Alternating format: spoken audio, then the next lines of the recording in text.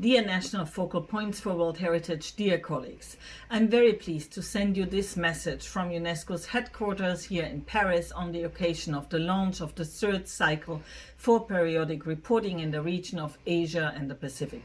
As many of you know, there are two main monitoring mechanisms within the framework of the 1972 World Heritage Convention.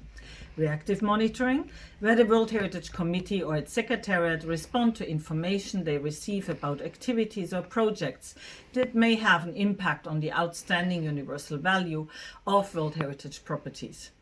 And periodic reporting, which is a statutory requirement under the Convention launched in 1997 and where all states parties are asked to provide up-to-date information on the implementation of the Convention, both at the national level and at the level of each and every World Heritage property. Periodic reporting is an important tool for many reasons. First and foremost, it allows us to have a detailed picture of how the 1972 Convention is implemented across the world and by region, and how all World Heritage properties are doing.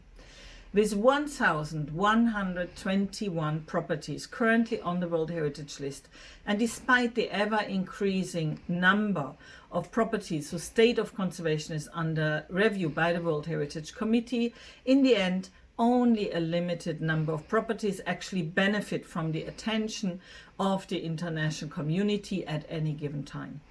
For many properties, unless the committee receives information about potential issues, we have to assume that the outstanding universal value of a property is adequately maintained and that the states parties manage their duties under this convention in full compliance with the operational guidelines.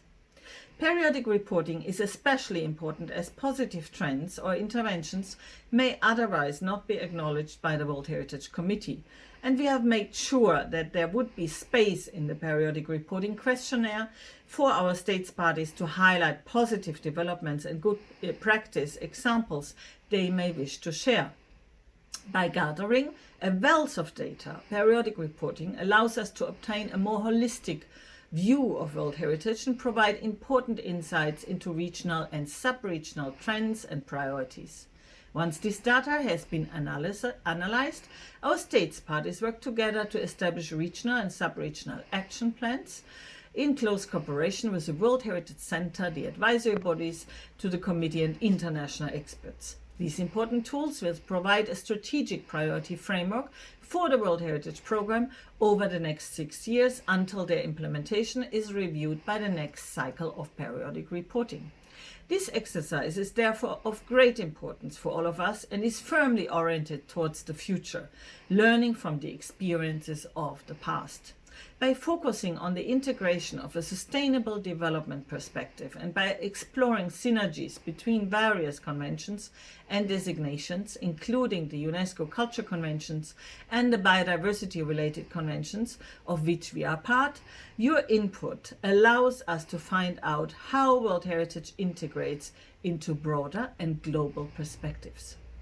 As you all know, the Asia and the Pacific region begins the third cycle of periodic reporting at a very difficult time, and it is the first time in the history of this exercise that all preliminary meetings have been held online due to the global COVID-19 pandemic. I'm very glad to see that many of you are using the tools made available by the World Heritage Center, from the learning modules to the online exchange platform for national focal points, and together with our field offices, Category 2 centers under the auspices of UNESCO and the advisory bodies, the Asia and the Pacific unit will continue to guide you through this state party-led self-reporting exercise to the very best of their abilities, and I'm very grateful for your active participation and support. Let me conclude by sending you my best wishes to all of those of you who will be taking part in this exercise and to thank you for your full engagement in favor of our shared World Heritage. Thank you so much.